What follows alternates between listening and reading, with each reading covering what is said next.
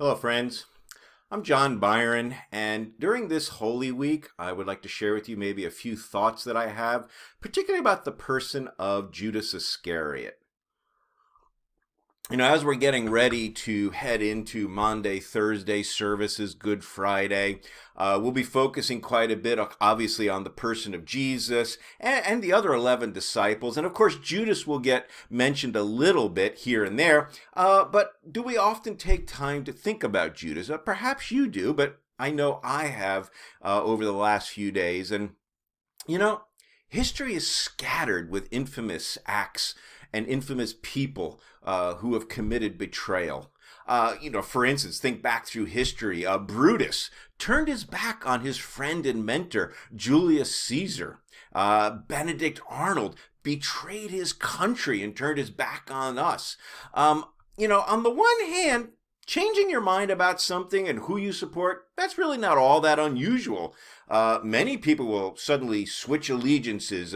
Maybe they go from one sports team to another, or even more appropriately, maybe from one political party to another.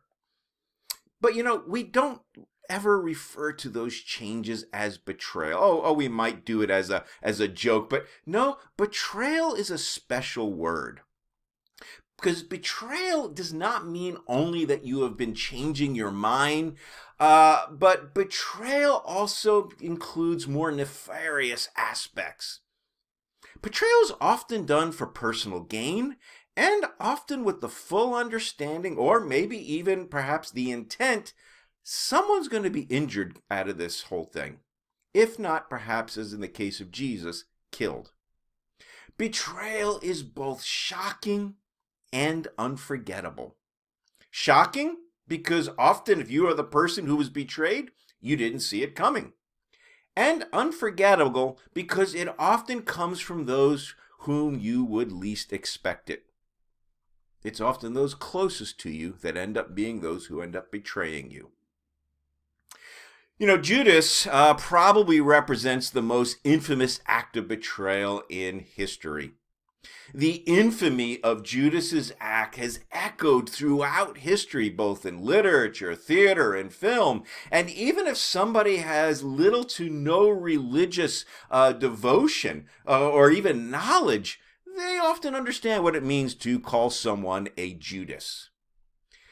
In the Gospel of Luke, chapter 22, verse 3, we find this statement about Judas. It says that Satan had entered Judas. Now, this little piece of information might help us process a little bit how one of Jesus' closest friends could possibly betray him. Yet, I think we also need to keep in mind that it's not the whole story. Certainly, Judas was influenced by Satan. I think that's clear. But on the other hand, the Gospels are also quite clear that the disciples had been given power over demons and devils by Jesus. We see this, for instance, in the Gospel of Luke, chapter 10, verse 17. So what I'm trying to say is any excuse by Judas of, the devil made me do it, really is not an excuse that cuts it here.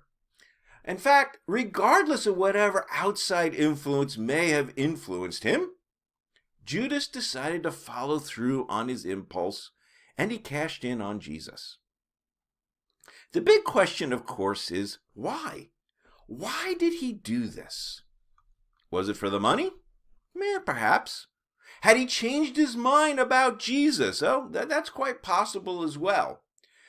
Did he not fully understand how his betrayal of Jesus, how him handing over Jesus to the authorities, how this was going to play out? Or was he perhaps trying to bring about his own vision of what he thought Jesus' ministry should be? Was he trying to force Jesus' hand to get Jesus to move forward and overthrow the Roman Empire?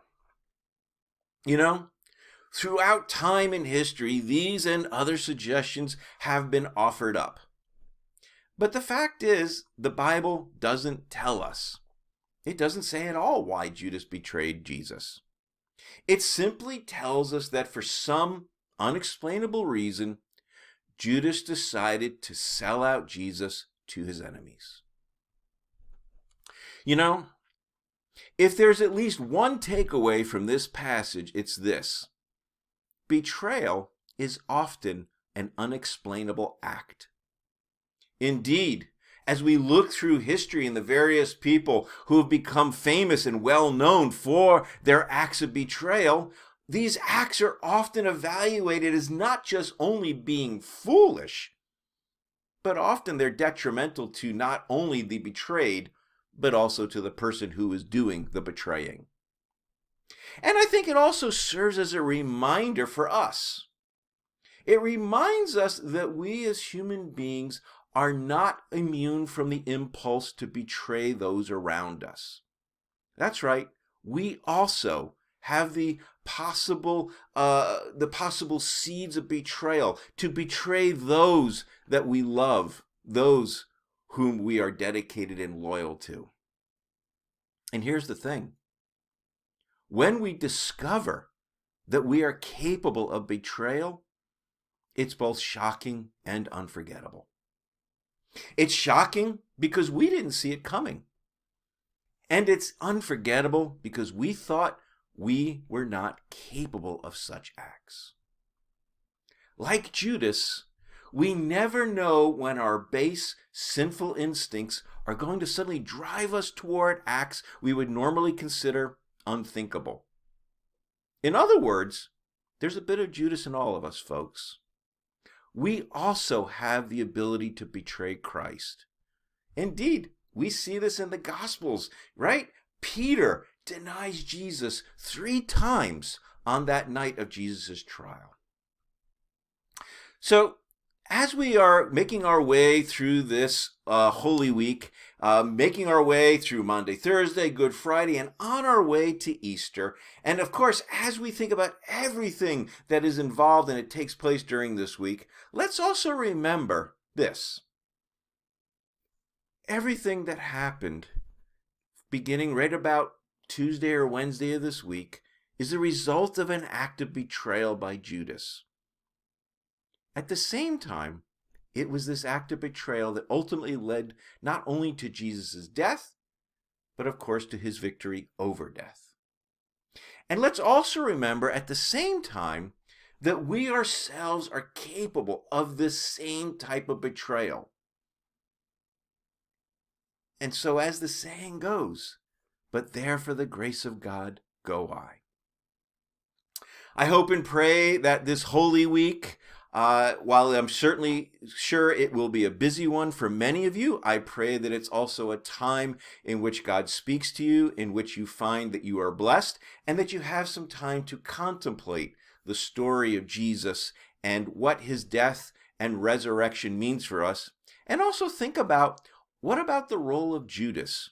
And how might I reflect on Judas's role? And how might I also be capable of the same types of acts of betrayal that Judas performed against Jesus? Friends, I'm John Byron. I'm happy to share my thoughts with you today. If you'd like to learn more about me or more about what I have to say on various topics in the area of New Testament biblical studies, please visit my website, johnbyronphd.com. You'll find the link to the website in the comments for today. And I'd love to hear from you, your thoughts about today. And I do pray that you have a blessed Holy Week.